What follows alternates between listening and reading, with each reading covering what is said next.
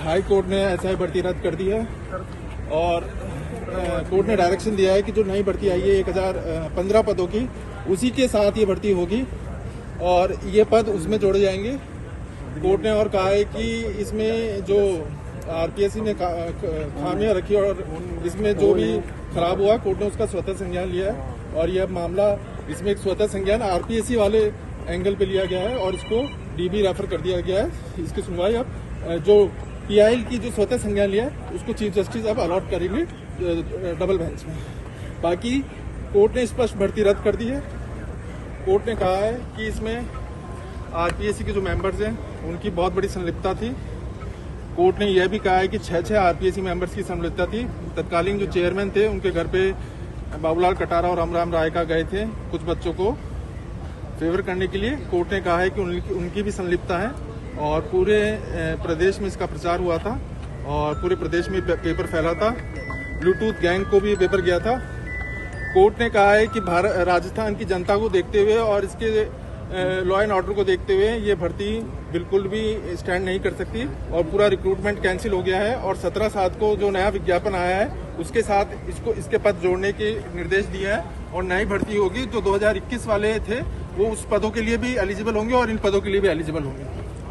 जिनका आयु निकल गया है वो भी, हाँ जी, ये पद उसमें जुड़ जाएंगे। जो 1015 पद थे उसमें 859 पोस्ट जुड़ जाएगी और सभी को उन पद के लिए शामिल करा जाएगा। 2021 वाले भी थे उनको भी उसमें जोड़ लिया जाएगा। आरपीएससी को लेकर भी टिप्पणियां की है। आरपीएससी को लेकर विस्तृत टिप्पणियां हुई है और उस पर सुमोटो भी लिया है।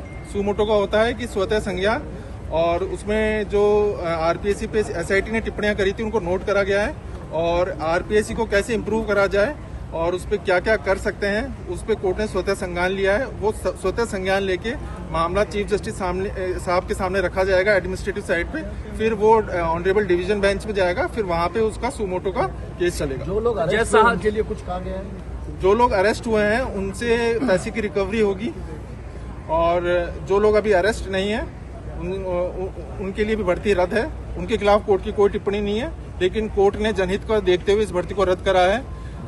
ये बिल्कुल बात सही है कि इसमें कुछ लोग हैं जो बिल्कुल सही हैं, हमारी भी उनके साथ भावनाएं हैं, लेकिन जनहित का मुद्दा था, पब्लिक इंटरेस्ट का था। एक भी अगर थानेदार गलत रखता है, कोर्ट ने कहा है वो गलत होगा और कोर्ट ने बैसाखी भट्टाचार्य बंगाल भर्ती का रेफरेंस दिया है और कहा है कि ये मामला कहीं भी नहीं टिक सकता और एक तरीके से ये बहुत दूषित भर्ती है।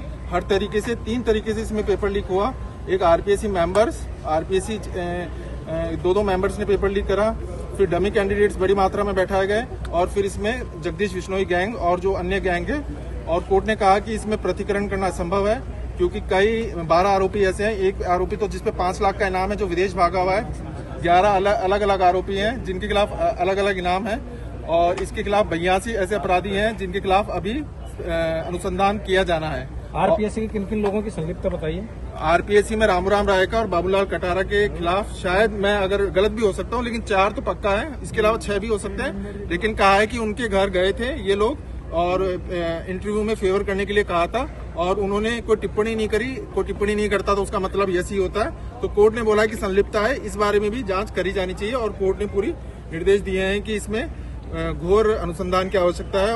और मैं आपके माध्यम से कहना चाहूंगा, ये केवल याचिकाकर्ताओं की जीत नहीं है, ये जो राजस्थान के बेरोजगार हैं 8 लाख लोग जो जिसमें इन्होंने आवेदन करा था, ये उन सभी की जीत है।